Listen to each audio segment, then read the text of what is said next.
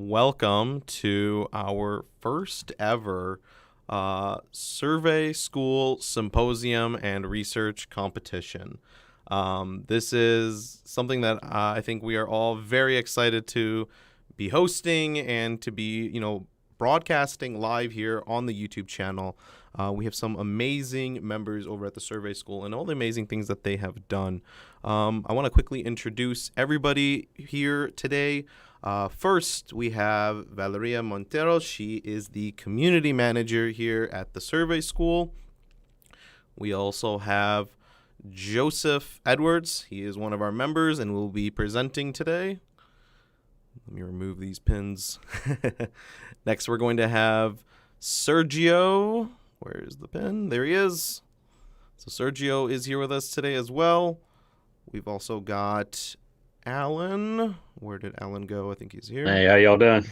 Hey. And then to wrap things up, we're going to have Chaplain Tim with the final session. So all amazing people. We love working with everyone and building the largest surveying community online. Tell us where you guys are watching us from in the chat. We'd love to see how much of the reach our audience has, and this has been a great year for the school, and we're excited to showcase what we've been working on. So to show us a little bit about what we've been up to, I'm going to pass the mic over to Valeria, who is going to tell us a little bit about the school. Awesome. Thank you so much, Rami. Let me go ahead and pull this up real quick. Give me a sec.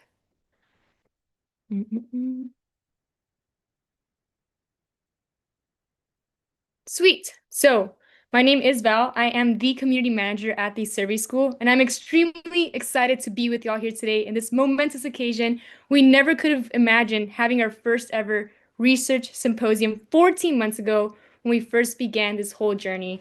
And this is something that has taken a lot of time to put together. And I'm going to quickly just show y'all what we've been up to and why we are all gathered here today. And it begins with asking ourselves the question, in a world where technology is moving as fast as it is, what needs to be done to prepare the next generation to map tomorrow's world? And so this is something, again, that has taken a lot of time to put together, especially first by Rami. He's been over 4 years building this channel, and you've probably recognized him from the tutorials all the way over perhaps to his first ever giveaway in 2023. And during this time, a lot of people come up to Rami asking him questions, asking him for feedback on projects, asking him a lot of different things as if there's a need for more. And so Rami, being a university teacher, chasing his PhD, decided to provide a solution to that problem by releasing his first ever Introduction to Survey course in March 2024. Just a few months after this, I noticed it, and to make a long story short, I was, hey, Rami, can I help you with this? And he said, sure. So our vision was to create something bigger than a course.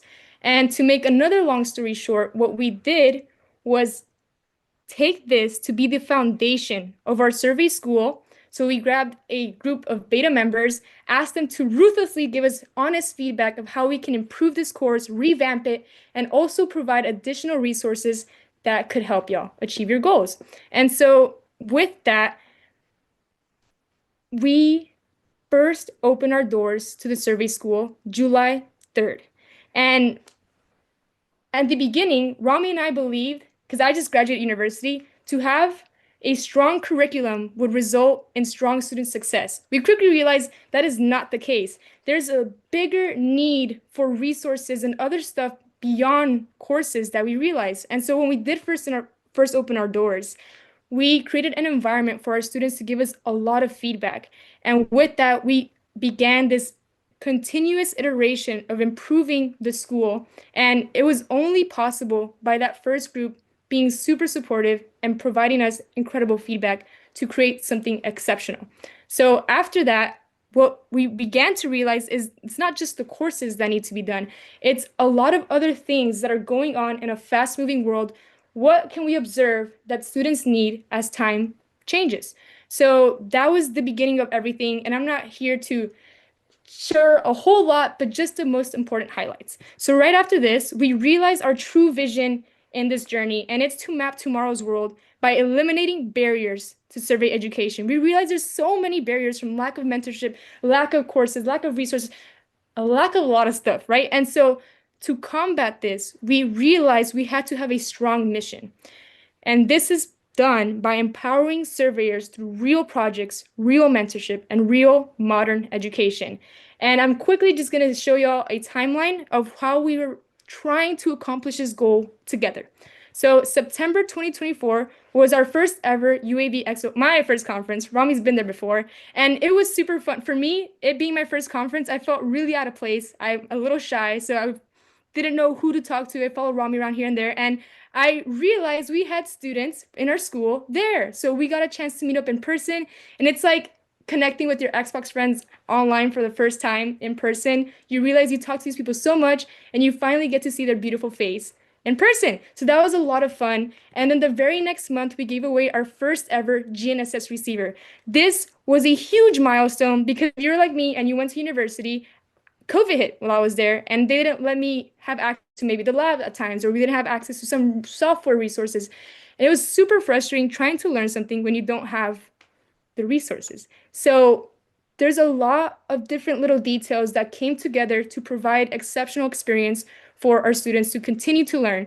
The next big month in our journey was February 2025 this year. Not only did we give away our second GNSS receiver, we also flew out, fully paid for, 5 students to connect in Geo Week. This was so much fun. We were able not only to share stories, share ideas, but also share a meal together. We actually went bowling afterwards, which is a lot of fun. And it only keeps getting better and better. And the very next month, we also gave away our third GNSS receiver. Again, you can see a pattern for us taking a creative approach to a barrier in education. So this was only possible because we weren't alone. From that first group of students who gave us brutal feedback and supported us as we iterated, to other people in the industry who felt deeply the same mission. They knew more could be done to help prepare the next generation.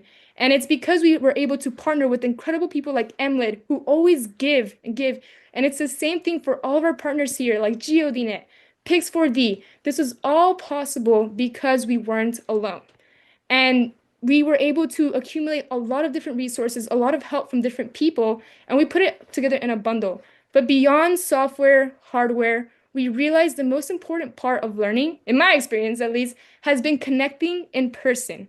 And before I show y'all what we're up to here today, we quickly wanted to announce a brand new update for this month. We partnered with Global E-Training. Although courses were not the main thing, is what we did realize, however, that although Rami's a smart guy, he doesn't know everything. There's a lot of different subjects and interests that our students have been asking about, and we realized that in order to crush this barrier to education, we had to partner up with someone who could help and provide those resources.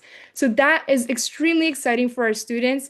And as we're talking about connecting in person, we are going to do something really awesome next month. Next month, we're sending 5 students to the UAV Expo in less than 4 weeks. And it's super exciting because this is, for me, where it all started to become reality. The very next month after that, we are sending 1 student all the way over to Germany to present their research in InterGeo. This is an extraordinary opportunity because we have spent a lot of time, effort, attention, resources to prepare our students here today to create research and present. So that is why we're all here today. And with y'all here, we are able to select one of the students right after this so they can go ahead and present their research. And this is important beyond the school because innovation happens when we all take time, to connect and talk about these ideas together. So that is why we are all gathered here today. So we're going to be talking about the future of surveying, the future of the school, the future of everything right now. I hope you guys are excited as I am to see the different ideas from the different backgrounds of our students, and I hope you guys enjoy it as much as I will. Thank you so much for being here. Thank you so much for supporting the school, and thank you so much for continuing to try and improve our beautiful industry. I hope you guys enjoy today. Thank you, Val. Really, really appreciate that. And I'm also very excited. I think it's going to be wonderful. Quick housekeeping rules for everybody. As everyone is presenting, please leave comments in real time in the chat. We do have some latency and a little bit of a buffer going, so if we wait until the end when someone finishes, we might not catch your comments or questions. So leave those questions as the presenter is going through their presentation. Once we get to the end, I will select one or two of them to read and ask, especially if there's a redundant question. But yes, before we get started, I just want to, again, thank everyone for coming, and hopefully this is something that we all can enjoy. So the first speaker is going to be Joseph Edwards. He is one of our members at the Survey School. He is coming to us from Florida. He is a PE and an SIT. And Joe, I will let you take the floor, and good luck. Thank you, Rami. And thank you, Survey School, for allowing me to do this. I am pretty sure this will be interesting for not just me, but for everybody from those curious about wanting to try drones to those who are veterans in the industry. So a little bit about myself. I am actually Texas born, but I have been in Florida for almost 20 years, of which I have my professional PE license. I have been designing multiple infrastructure buildings. And back then I wish I had a drone because that would have helped in some of the engineering inspections, which I have started to do now. In the last few years since COVID, I also started getting into the passion for land surveying because without a survey, we can't do our engineering. And this is and I have been doing both engineering and surveying now across all of Florida. And this is not just for residential, but also for commercial buildings and also for government. And with me getting my pilot's license, it's also allowed me to expand my abilities and my reach and pretty much my value as well. The companies that I've worked for have allowed me to either implement or improve their existing drone programs. And it only gets better every year with each new technique and technology that we get. So what I decided to do, or at least the issue that I came across as of this year, I had recently got a drone, and like everybody else, we don't like reading the manual. We always go to YouTube and Google, and we think that we can, just figure out almost like a DIY. But the issue that I found out quickly was we are not given all the features and all the information. And unless you spend days having to tinker with your equipment, you're not really getting the most out of it. So I thought, why not look into it a bit and apply existing techniques and see what would probably be the best to use and also how good results are with what we use in common practice. So the objective that I have for this presentation is to explain the different processes that are used and to analyze those results and to compare them to each other and what is listed by the manufacturer. And at the end, the goal is to know which of these methods is best for our results and also in what conditions each method could be useful in. So I took a site that is near to me. I'm in Broward County in Florida, and one of the nearest areas that is open space is a place known as Miramar Regional Park. I decided for this research to utilize a 1 acre site because that is somewhat the average size residential properties in our area. And the drone of choice, which is the one that I bought a few months ago, is the new DJI Matrice for Enterprise.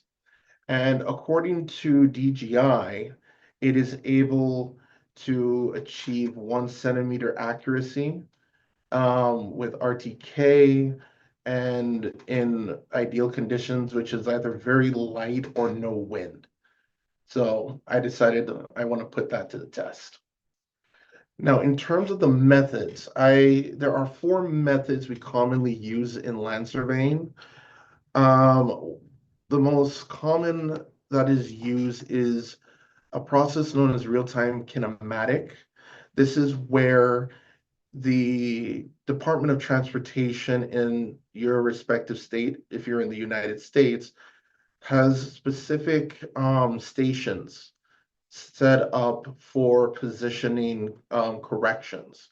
This is what allows highways and utility infrastructure to be placed as accurate as possible, but they allow private users a license to do things such as surveying to make sure that there is no positional error between, say, where a property ought to be and any government facilities. And so what we do in RTK, we have our drone receive positional corrections through through a radio mechanism known as RTCM. And this is going through the Department of Transportation's NTRIP network, which is just a fancy way of saying you have a radio like you have in your car, but instead of receiving FM signals, it's receiving actual positional data. And what makes it real time is that the drone is getting this data as it is performing its flight missions. So it's not something you have to wait for. It's a simple start, get connected, it flies, and you're able to use the data right away for processing. Now, one would ask if this is all nice and common, you'll notice there are areas that do not have the green circles. These are areas that are low in signal, and it makes it RTK somewhat impossible. So with that being the case, another method that is commonly used in our industry is something known as post-processing kinematic. This is where we have not a DOT base station, but a base station that we set up on our own using a receiver which communicates with the drone to know where the drone is in relation to a known point or a point that we can determine its coordinates and elevation. And what we would do with the data once we were finished in the field, we would go back to the office and we would put it through our office computer through technically 2 softwares. The first software would be a positional correction system. So even if in the field your positions are off, once you get back into the office, you will be able to transfer the necessary data files and it will perform a correction to which you would have corrected positional data to which you would place in the second software, which would be for processing. And this is an example of what we commonly use. So this is Emlet Studio. So you could use this to take data from both the drone and your base station receiver. And once you uploaded all the files and begin the process, it is able to produce a corrected geotag set of images. So when you do your processing, you know you're going to get accurate positioning. Another method which we use because some people might not have a receiver is to use something known as global positioning systems or the global navigation satellite systems. So all over the world, there are multiple satellites that allow us to have positioning data. This is one of the factors that allows us to use our phones, and we're able to find each other without, being lost, in our developed areas. So what we could do as well as drone pilots is we can utilize the GPS function in our drone to have a good idea where the drone is, what height it's at, and to stay on course while it's performing its flight missions. And then once the images are in, that goes to the processing software, and you're able to generate the necessary results. Now, the last one, which is rarely used, but it is possible, is if you are in an area where, or even if it's late at night, or in a type of position where you cannot get satellite data or satellite corrections readily. And if you are really skilled in flying your drone, there is a function that most people do not know of, which is known as attitude mode. This means that the drone is left to its own devices. It doesn't have any way to correct itself in the air. So a small wind breeze can blow it out if you're not paying attention. So this is reserved more for advanced pilots that know the behavior of their drone and know how to move during conditions. So these are the 4 key methods that I decided to check and to see, does it measure up? So I hope you're excited as I am to find out what we accomplished with this.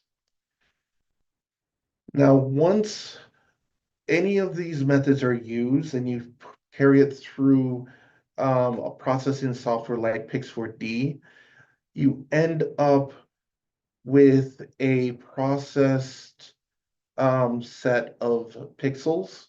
Yes, similar pixels to that, like your TV, but this is you. But each pixel has an X, a Y, and a Z coordinate, and when bundled together, it gives a nice visual and real accurate, almost a twin of what is there in the real world, where you can measure, where you can inspect, and where you can design, all from the same file. And I think this is one of the greatest things that has happened the last few years, and every year it only gets better. So in analyzing each of these methods, as you can see, there is always a bit of variation because the processing software can never perfectly replicate everything, grain to grain. And what it will sometimes do, it will try to bridge in certain gaps that isn't there unless you give it more data. But understand, more data also means more processing time. So on the left, we have the RTK, and on the right, we have PPK. I've noticed in comparing the visual side, if you look at things like the pedestals, the columns, somebody had left a pink sort of picnic towel, and I thought that was also cool to use, and see what can come, or what we can see visually. Because if this is sent to a client, they might say, oh, well, something's missing, or how did that get there? You would have an answer to show them. Then also things such as the very top of the structure, you can see how one is a bit more deformed than another. So in looking at this visually, at least with these two, I think the PPK presents a better visual than the RTK. And then now looking at the other two, which is our GPS and our ADDIE, you can see how the ADDIE has so much less data that you cannot even see the columns. And unless I had spent more time in the field doing ADDIE, I don't think there would be too much more of an improvement unless I flew maybe 3 times as long as I had. Another thing that we look at when we get our results is something known as key point matches. So all those pixels that I mentioned before, they are they are elements in multiple images that the processing software decides, okay, we're going to turn this into a point and we're going to try and link it to other points. So this is the stitching that has us see the visual in the end. So what the software is showing when we are finished processing is to say, here are areas where the darker areas indicate more connections, and the white and light gray areas are the ones where it's weakest. So if we were to measure or to do any type of analysis, the ones in white are going to be more cautious because they're more likely to have more error. Whereas those in dark, we can feel more confident that they give us more accurate results and more of what is out there than other parts in the same output. And in comparing everybody, I noticed that the PPK has a slightly darker area compared to the RTK as well as the others. I know it might be a little bit hard to see, but the center is a little bit darker than everywhere else. Now, when we get to something as obvious as the GPS and the ADDIE, the GPS is a little bit lighter than the RTK, but not by much.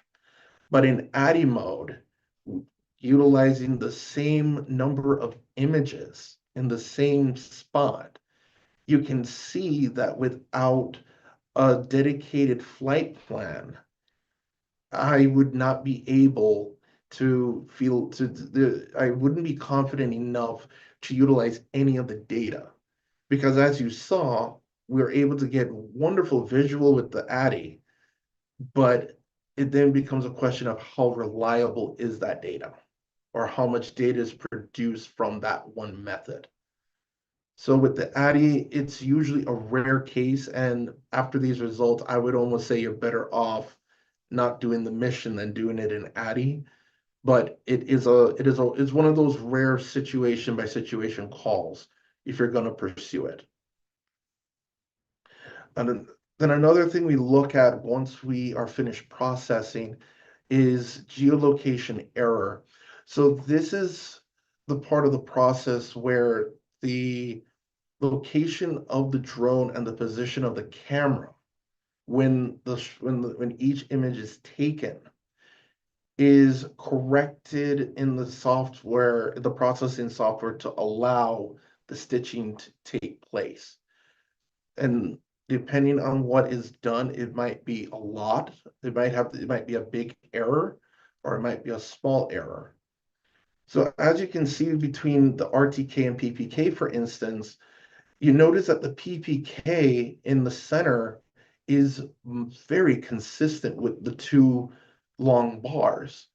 Whereas with RTK, there's a little bit of a spread, but not enough to say RTK doesn't work. It just goes to show that there is such a nice grouping when you're using these methods that you can feel secure that that when it's processed, it is not going to be a big hassle, getting everything stitched up. Now, when you look at GPS and ADDIE, GPS, yes, it needed more corrections, but it doesn't have the degree of corrections as in ADDIE.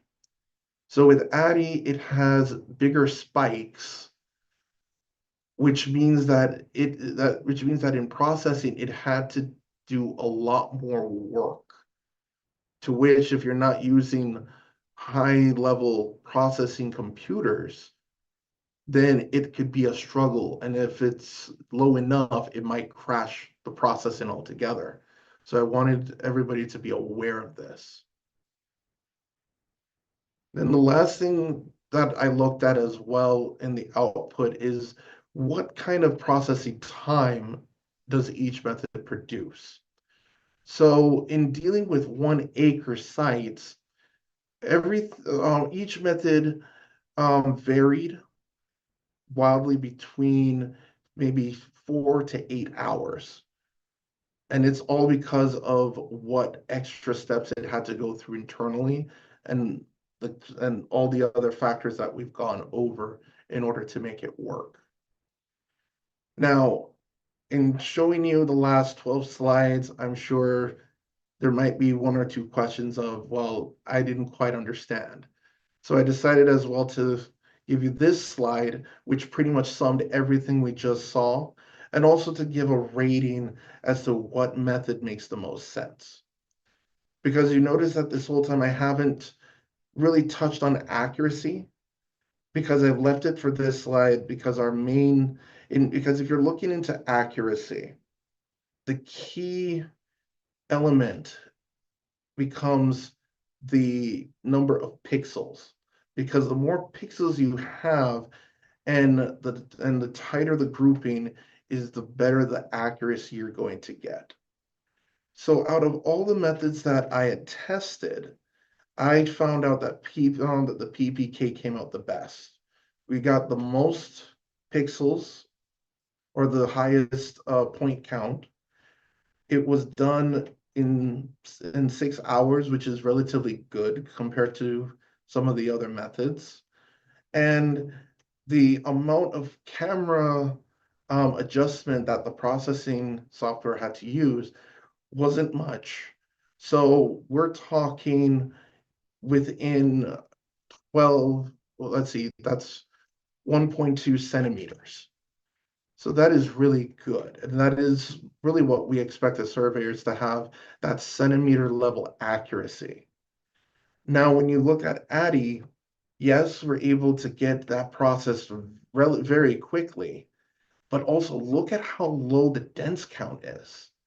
I found it very interesting that it only achieved half of everything else, and it came out that bad. So I wanted to make it, so I want to make this very clear that we have multiple methods, but you got to be sure what method makes the most sense, or else you may have to do a few returns to make up for it. So in the end, I found that the PPK and the RTK both did really well, and they met the manufacturer specifications. Whereas the other two, they could work, but understand that it's not going to be as accurate, and it might cost you more in terms of time and accuracy. So with all that said, I am still technically not finished, because I see this as only phase 1 of my research. I am going to repeat everything again at a later date, utilizing ground control points and checkpoints.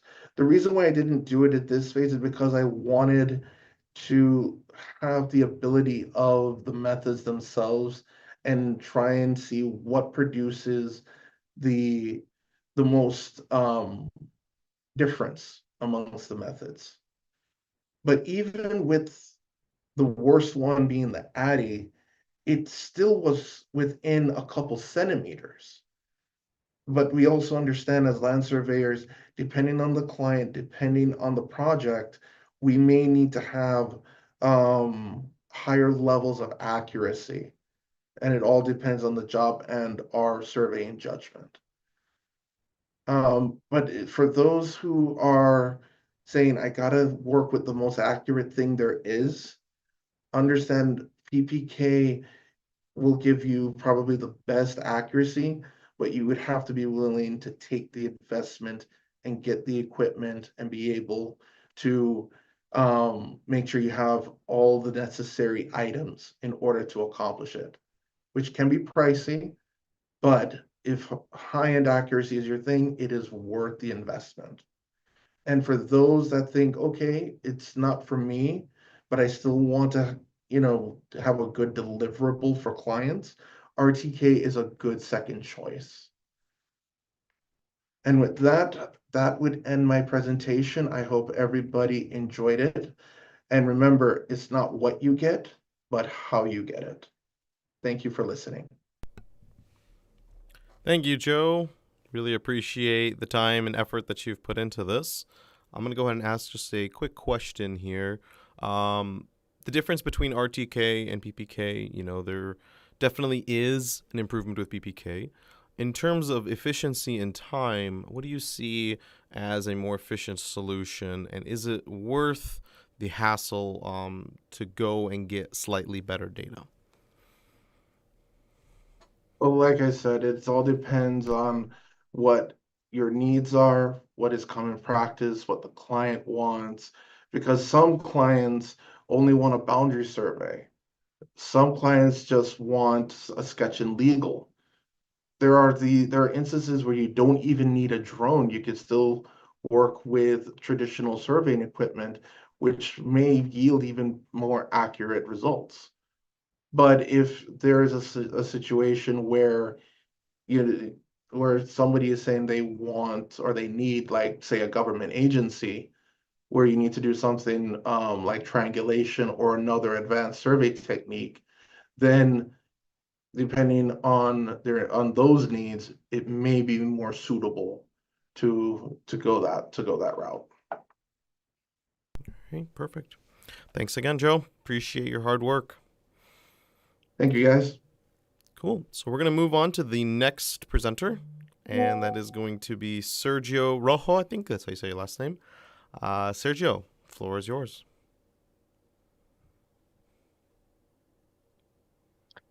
Hi everyone, my name is Sergio. I'm a survey engineer from Mexico. I have worked on several projects here in Mexico. I'm going to share my screen. Can you see my screen now?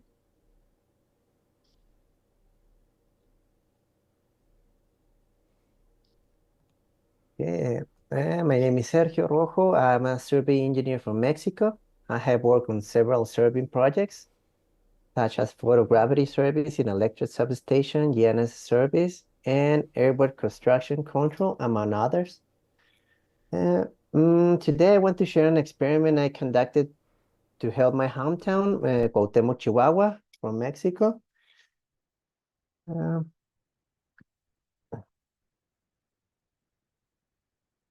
I've been a topographical engineer for almost 14 years, started the field as a construction assistant in Mexico, in my hometown.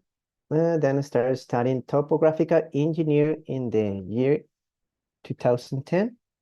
I've been a member of the survey school since 2024. My work experience is in land surveying, civil construction supervision and control, design and execution of roadworks, design and construction of platforms, railway track design, photographic surveying at various sites across the Mexican Republic, including Yucatan, Chihuahua, Chiapas, Torreón, Hermosillo, and others. Surveying of substation power plants such as El Encino and Chubiscar in Chihuahua, creation of 3D models for architectural design through Mexico.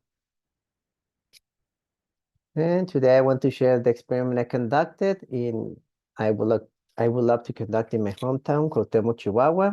The city has grown a lot in the recent years due to investment from various countries. And with this growth, the demand for water has also increased. Because of this, some neighborhoods face water shortages, a problem that worries the entire community. Additionally, there are leaks in water pipes, which are often caused by installation errors or by movements of geological faults.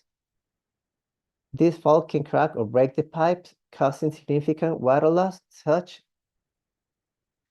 wasting a vital resource. And this is the equipment required to test this experiment, this is the web page called Landsat Explorer. In this page, we can use some multispectral bands to provide more accuracy with geological faults. Here you can see the faults, the one they look like a dark yellow. The second equipment requires a GNS like the emblem reach receiver and an entry account or a personal entry. By using this equipment, we can identify the exact point where the geological failure begins and ends. This will also help us pinpoint the precise location of the water leak.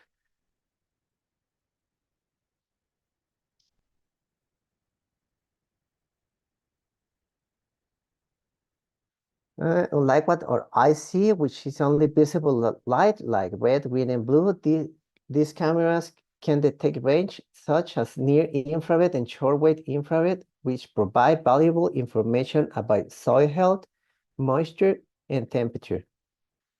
By combining these specific bands, we can better visualize geological faults crossing the city and changing the terrain. For example, soil that is wet from a water leak stays cooler than a dry soil. So by analyzing the images, we can detect these cool spots as indication of a leak, of a water leak. This is the drone that will help us use to reduce the scale experiments, such as a small area like a small city or within a neighborhood. It's a Matrix 350 RTK drone and a camera, a multispectral camera. This is the steps that I use when try to find the failures, the geological failure. First, you need to identify where the study begins. Then you need to use the combination of bands to see the geology faults. This is an example of the geology fault. This is the Grand Canyon. And when you have this image, you can download the image and open it in the GIS software, a geographic information system, and a program that allows layering maps, analyzing spatial data, and obtaining exact coordinates. This is the process. First, you need to establish the base station using a monument to provide the GNSS corrections for the drone. Then you need to take the point. As you take the point, you start getting the drone ready. You place the drone, you connect the drone with the GNSS. Then you start the flight. When you get the images, you can process them on DJI Terra or any other software you need, maybe a Pix4D also. And then when you have those images, you can then use them on a software, a GIS software, a QGIS software. This is an example of a software. Then you can analyze the temperature, the moisture, or the geological fault by combining the bands. This is some formulas where you can see the moisture. The moisture indicates where there is water in the air. This moisture can indicate us where a water leak is, or we can use another combination of bands to see the temperature. As I was saying, the soil change the temperature when it's wet is very, it looks like blue, and the other one look like this little like brown. And this is an example of a geologic faults. These lines that look like purple or lilac color, those are the lines. And the main idea is to see if a water pipe cross with a geological fault. Sometimes those geological faults tends to keep moving and break the pipeline, and that's where the water leak starts. And then we can use another image like the moisture one, like this one, so we can see if the water is leaking. And then for a more punctual use, we can use temperature one, where we can find the specific point where the water leak starts. These experiments, as I was telling, it will be conducted in my city because there's a lot of water leaks caused by geological movements and installation negligence. The benchmark will be the monthly water consumption in the city at the beginning of the experiment. And when I start the study, I will inform the dependents of who is the local agency in charge of water pipes. Once I inform them, they're gonna fix the water leak, and I'm gonna try to conduct experiments in a selected neighborhood where where the water wells are. Mm, Then after a month of detecting those water leaks, I will ask for the other benchmark for the other data after the month and compare those ones, the first and the last month, to see if there was a less consumption of water. And for future work, this method can be replicated in other cities facing similar problems and can even be applied to large reservoirs or water tanks to detect hidden leaks and avoid significant losses.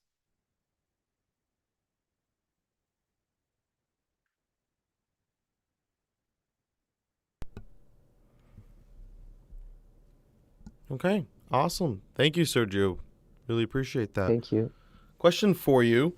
As you're detecting kind of the change in water resources in the area, what do you think we can utilize this information for in terms of the accuracy of the data? How do you think that will play out compared to the Landsat data that you're comparing this to? Comparing the use with the drones between the Landsat one. Yeah. So you're using a drone. It's got a different level of accuracy, right? So how do you see that impacting the results in comparison to someone just using Landsat? Because with the use of drone, we can get a more accuracy, like a more precise, more GSD. Like the Lancet has a GSD of, I don't know, 30 meters, and the drone has a 5 centimeters. I mean, the water pipes are like 8 inches, and sometimes they're like 10, 12 inches. And with the Lancet, we can use them for the geological faults, the major ones. And with the drone, we could use it to detect the precise point where that is. Very good. Yeah, no, I think you can get a lot more detail that way. So very cool. Thank you so Yeah, much for definitely sharing. more detail. Cool. Thank you. All right. Next up, we have Alan. Alan is from Louisiana. So, Alan, floor is yours. All right, how's everybody doing today? All right, well, Rami challenged us to come up with a research project, and I was a little hesitant to get involved because I didn't think I could do it. So, but I figured I'd challenge myself, and I'm glad I did. And coming up with an idea was the hardest part. I had just recently, a couple months ago, bought a Starlink Mini. I had Starlink at the home, so I bought a Starlink Mini. So, something that popped in my head was, does different sources of the internet impact the accuracy of GNS collection data? So and I was also fortunate enough to get a AMLET RS2 Plus through the survey school. We have access to GeoDNet, so I wanted to use some of the tools that we've been provided. So I thought it was a good way to use those. And anyways, so I came up with this internet source and correction method impact GNSS accuracy. And just a little bit about myself. I was in the Air Force for 3.5 years. Hey, Alan. Sorry, I don't mean Oh, to cut you off. I think you are not okay. sharing your screen, so we'd love to see Oh, your okay, slides. okay. Yeah, you're right. Yeah, No worries. hold on a second. I thought I hit the share button. All right. Let's see here. All right, is it showing now? Not Gotta yet. love Zoom. All right, hold on. Let's see here. Ah,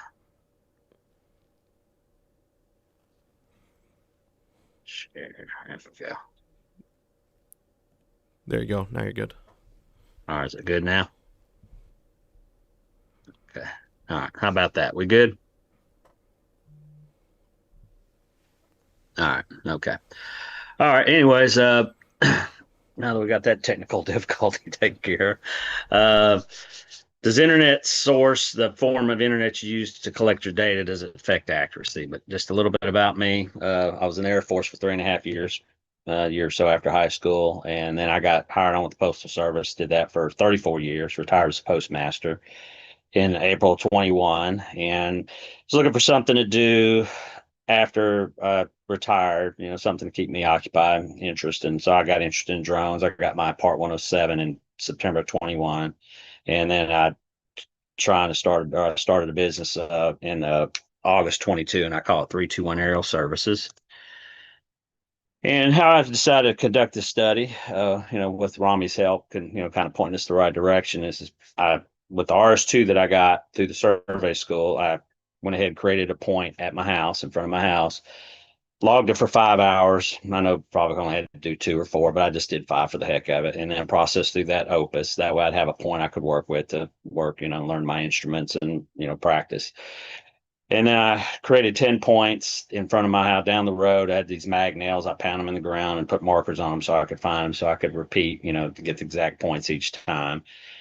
And then I set up the RS2 over the known point, used as a base, and then I sent corrections to the rover through the LORAD, and so I could get accurate, like a ground truthing data, something to measure against. And then to collect the points, I also purchased an RS3 of my own and got it, and I measured each point using GeoDNet, which is provided, we get access through survey school, and collected the 10 points using Emlid flow. And I just, that's me setting up I had the base. I don't know if you can see the orange thing right there, but that's my known point. And then just collecting, show me collecting some data. And this is some comparison data that I got. So I had the base data that I collected again with RS2 on the known point, using the rover to get corrections to. And the iPhone Verizon data, and just kind of a quick glance at that. And here's kind of a little breakdown of it. So I compared that base data to the Verizon, and I have an iPhone that I have Verizon as my cellular service, and kind of broke it down to feet. So, it's a little bit easier to kind of get an idea, and made a little chart. You can kind of see it. And the RMS for that was, for the longitude was 0.12, and the latitude was 0.003, and the elevation was 001 or 01. So, and then of course did the same thing with both the Starlink and the I have a T-Mobile SIM card as well. And here's the comparison data for the Starlink, and it's pretty similar to the iPhone, except for the I think the elevation was a little bit different. And again, did the same thing using the base data to compare it to the T-Mobile SIM card, and that came up a little bit better in the longitude, definitely a lot better in the latitude. I mean, it's a minute difference, but in the elevation was a little bit higher than I think had the best elevation. But so, and just to kind of go over the results, the route, I computed the RMS of the errors, and it was 0.12 for the longitude, 0.3 for the 0.03 for the latitude, and 0.01 for the elevation. That was on the Verizon, using Verizon cellular service or network. And on the Starlink, the RMS errors were 0.11 for the longitude, 0.04 for the latitude, and I can't see. 0.009 for the elevation. And then the T-Mobile, the RMS errors were 0.08, 0.01 for the latitude, 0.1 for the elevation. And just kind of like, again, like I think I mentioned a few minutes ago or a few seconds ago, the T-Mobile SIM card had the lowest RMS error for both longitude and latitude at 0.08 for the longitude, 0.01 for the latitude. And Verizon had the lowest RMS, the elevation. And all the longitude differences for Verizon, Starlink, and T-Mobile were all below the base values, which I thought that was kind of a little interesting. And the latitude differences for Starlink were all above the base values. Verizon, T-Mobile kind of had a mix above and below. And then the elevation values for T-Mobile were all above the base values. And the Starlink had 9 that were above and 1 that was below. And the Verizon kind of had a mix. 6 were above and 4 were below the base valuation. And I would just say, based on the sample data, there's not a lot of difference between the internet that you use. Again, Verizon had the lowest RMS for the elevation. T-Mobile had the lowest air for the longitude and latitude.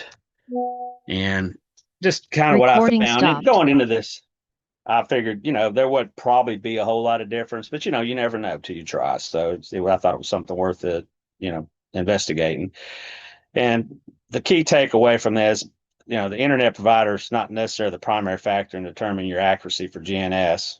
The stability, the latency, and reliability of the internet connection is the crucial, factor that if you get, if you're out in a rural area and you're trying to use cellular data and you're in and out, it's kind of like with RTK. If you're constantly losing fix, your data is not going to be very accurate. So select a provider with a reliable network and strong coverage, in your area is the best way to get your most accurate data. And that's, I think, where Starlink, especially in areas where you don't have any cellular coverage or very good cellular coverage. So, and I'd just like to thank Emlyn. I got the RS2 from Emlyn through the survey school.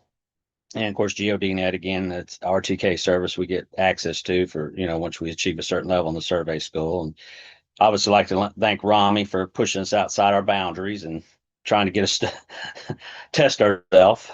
And, survey school is a great environment to learn about surveying. It has a lot of valuable resources that I've already mentioned. You can, get a GNS unit. Sergio got one. I've got one. There was another guy, Joel, got one. So several of us have already got them, because we achieved a level in the community.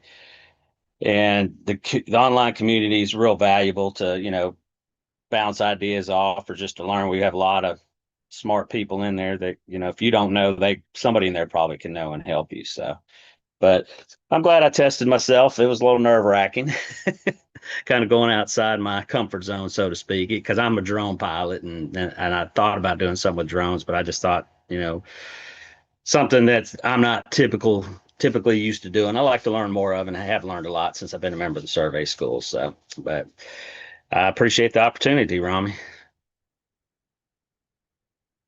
Yeah, we appreciate you and everything that you've done, Alan. So thank you so much. One question for Thank you. Given Uh-oh. that, yeah, Go easy. oh, yeah. Given that results are very similar, why might someone consider using internet-based solutions versus having a base and a rover? Well, in a lot of cases, a lot of people maybe don't have the money to buy a base and a rover. That would be problem to me. That's what comes to mind because, even though the Emlet units are more affordable compared to some of the other, like the Trimbles and such, and just again, I think Joe mentioned his presentation. It depends on what you're trying to achieve. In most cases, if you can get within a couple centimeters, that's generally good for most things. So, and, I bought the Starlink mainly to use in my RV on trips, but also, I knew I do drone stuff and I have gone to areas where I haven't had internet coverage and it's nice to have, and it just makes your life a little more simple. So, if you're in an area that you can't get good service, Starlink's a good way to go. But, and you don't always have a base and maybe you don't have the time to set up a base. It takes time to do that. So, I think, like I said, and the key takeaway, if you feel like you got good internet, I think you're okay just using a correction service and a rover, or a core station or through N-Trip. So. Yeah, no, I completely agree. And I think that a lot of people utilize the internet for corrections just because of the fact that it's a lot easier to use. And like you said, maybe you don't have two base stations, Simple. So. Great. Well, Yeah, thank you sure. so much. I really appreciate your presentation. We're going to wrap things up with our last presenter, and that is going to be Chaplain Tim from California. So, Chaplain, you're up. All right. Want to be respectful of everybody's time, so we are going to move at pace. My name is Chaplain TIG. I'm with the Quietly Working Foundation. And when Rami announced this project, I was instantly terracited, which is a word that my brilliant wife of 35 years used to describe my face when I told her. You see, 5 years ago, when we began planning for our newest nonprofit effort, which is a school, I had sketched out a 10-year research plan that began with interviewing students. It's absolutely not the best time to start this right now with how busy our nonprofit is, but here we are. As an old Chinese proverb says, the best time to plant a tree was 20 years ago, and the second best time is right now. So thank you, Rami, for the kick in the butt to start. And the reason you see an asterisk on the title is because this first study is not complete. The data is from 7 of the 15 to 25 interviews that we need for scientific confidence. However, there were some glaring points that I wanted to share because of how profoundly they stood out. Today, we're going to breeze through this opening bit, then we're going to review methodology and findings, and then I'll share some strategic recommendations, and then we'll wrap everything up. Easy breezy. Those of you who either thought or said lemon squeezy, I love you. All right, so who is this you're listening to? I was born into a house of abuse. I tried to kill myself a number of times. My mom tried to kill me a number of times. I was homeless as a teenager. I lived in a tree for a couple of years. And when I tried out college, I met a girl. And everything good in my life is from that point on. And it started from meeting that girl. We have 3 kiddos that are now all grown up and married and having their own kiddos now. And then in 96, I started quietly working a creative arts studio and business development studio, and just kind of fell into success with that. In 99, we started the Quietly Working Foundation, and our first effort was America's Children of Fallen Heroes. So we have the honor of serving all the kids who've lost a parent in the military and fallen first responders. It was just coincidentally right before 9/11. So obviously we're very, very, very busy, unfortunately. In 2013, it's a whole nother story, but I died. I was clinically dead for about 7 minutes, and I was brought back by a very talented combat Marine. And that experience really affected me, obviously. It led me to melt down our creative agency and rebuild it within the nonprofit to support our newest effort, which is an online nonprofit technical arts school for young adults that are coming out of foster care, homelessness, and of course, our heroes kids. I found Rami and the survey school in my research to find the best possible survey training to bring to our missing pixel students in that want to go on the AEC track. When looking at surveying as a profession, it's expected to grow massively. It's listed on the top jobs of the future, which is exactly why we're bringing it to our missing pixel students. And one of the biggest challenges is that young people aren't jumping into becoming surveyors. As a profession is exploding in growth, surveying stands way too close at the edge of a cliff, as over half the population average age is between 57 and 60. BLM stats project around 4,000 job openings every single year through 2033. That's crazy. Now, before we dive into the meat, potatoes, and broccoli, I'm going to give you dessert first. The silver lining stuff. Turns out that the surveying profession has absolutely everything that Gen Z and Alpha are looking for. I'm not going to say it definitively yet because we're still engaged with this part of the initial study. However, we can look at the golden nuggets and breadcrumbs that point to the fact that the crisis isn't about the profession itself, but how it's being communicated. Now let's get on with that broccoli. Okay, let's talk about methodology. When this first study is completed, we will have interviewed 15 to 25 students between the age of 16 and 20 in a structured qualitative interview format via Zoom. Our interviews range from 45 to 60 minutes, and we use thematic analysis and Infranota's text network analysis to unearth our findings. We've currently interviewed 7 out of our 15 to 25 students for this first study. Initial interest is very, very high, but who could have ever guessed that it would be challenging to get students to follow through during summertime? I know, it's crazy. I'm very thankful for those very persuasive grandmothers and parents who carved out time for our first interviews to get done. So, what have we discovered so far? There is a profound knowledge gap. Every single participant initially associated surveying with guys with tripods on the side of the road or had no concept of it at all. I love Jason here said, and let me try and get the voice right. Dude, that would be sick. If surveying is actually about drones and scanners and stuff to map the environment, I need to look into this more. Thank you, Jason. Isabella said, I literally never would have considered it before because I had such a limited view of what it was. Thank you, Isabella.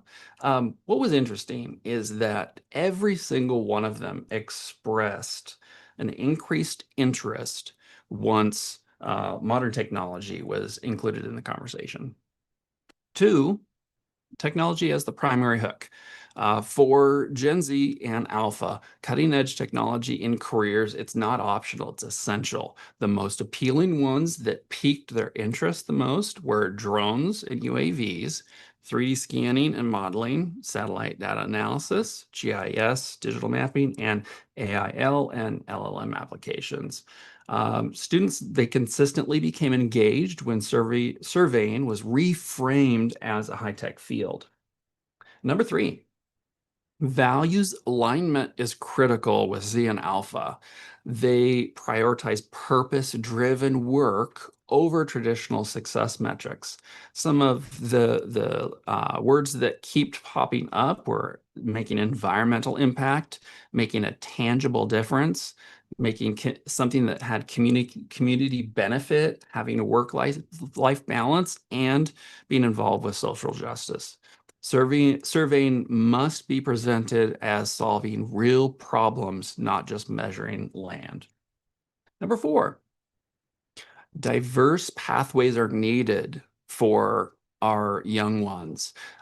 First generation students, they need clear, accessible pathways without assuming college knowledge. Our DACA recipients, they require clarity on licensing and business ownership possibilities.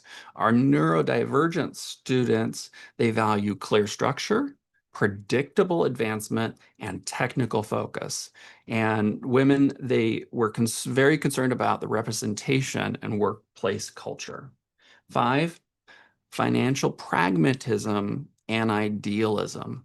The students want meaningful work and financial stability. The key financial insights that we found is that the starting salary of 45 to 100 is acceptable if growth potential exists. There's a very strong debt aversion. The expensive education without a clear ROI is a deal breaker. They loved in entrepreneurship potential. Owning their own firm is highly appealing, and benefits matter significantly, especially healthcare and educational support. So these students are pragmatic idealists. They want to make a difference while building financial security. 6, it's really clear that what used to work doesn't work now. What is working is YouTube, TikTok, Instagram, and Reddit. DMing directly to professionals on LinkedIn is working, and peer networks and family connections are working.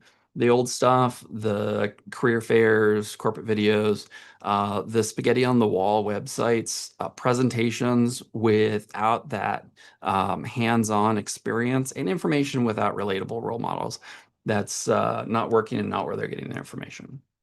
And finally, what really stood out is we need to ask more questions.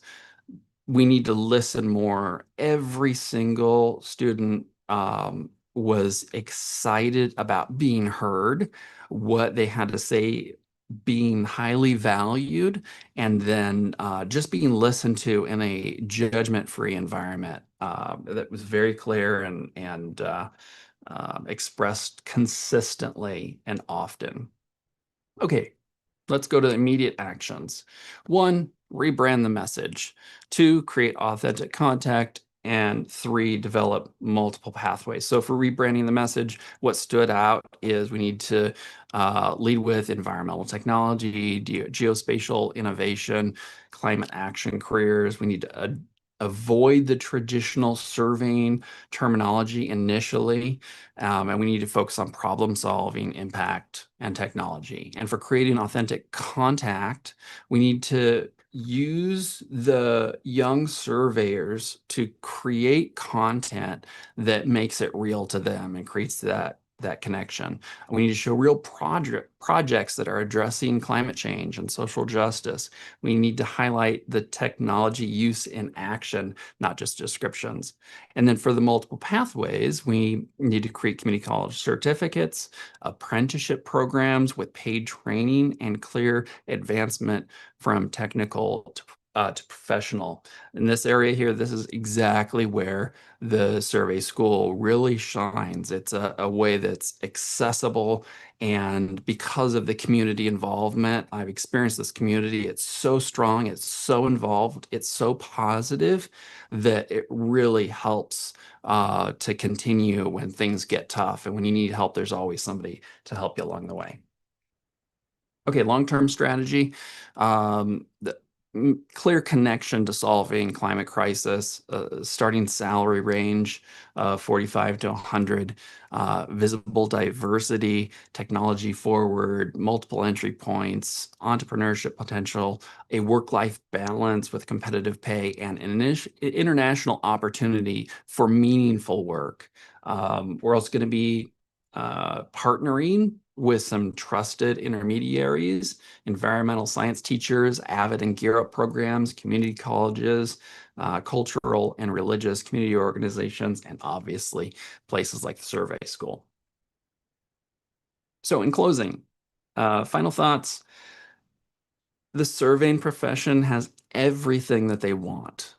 Technology, environmental impact, good pay, diverse paths, meaningful work. It is our long-term goal. Like I said in the beginning, this is part of a 10-year plan that we've sketched out for building based on this initial and following qualitative research. We're going to be producing some quantitative metrics that can guide our efforts to direct more young humans towards surveying.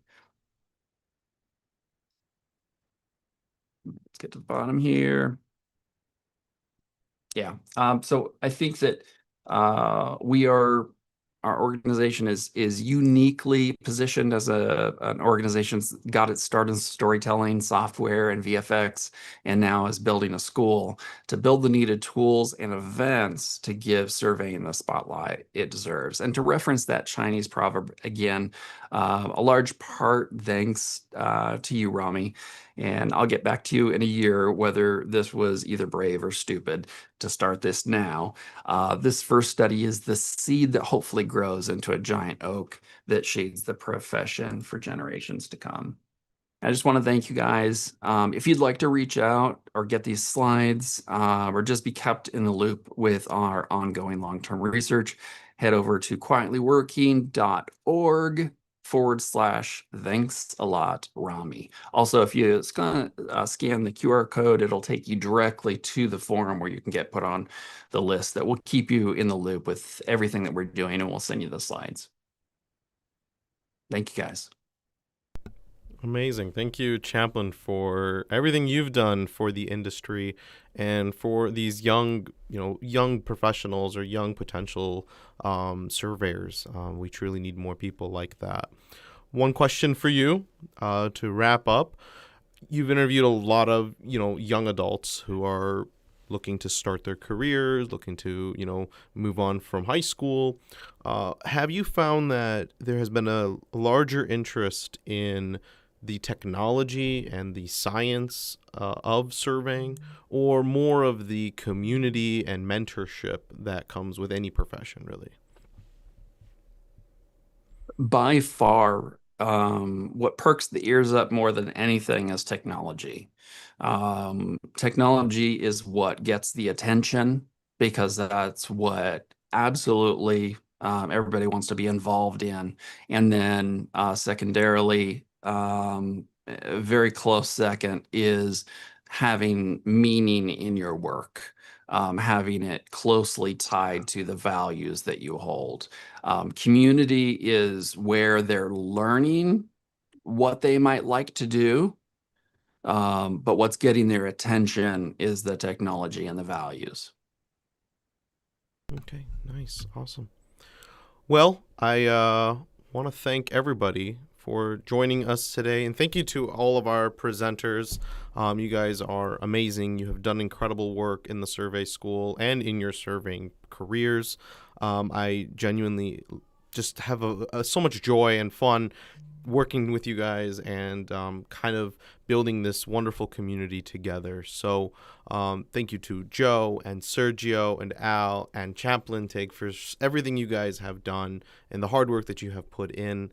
And I wish you all best of luck, because this is a competition. Regardless of who ends up winning the competition, you guys have all done wonderful. I'm so proud and happy for all of you, and I hope that you continue to find success in the surveying industry and continue to be a part of our growing community over at the Survey School. So with that, thank you everyone for attending, and I wish you all a wonderful night. Thank you. Thank you, Rami. See you, everybody. Thanks, Rami. Thanks, everyone.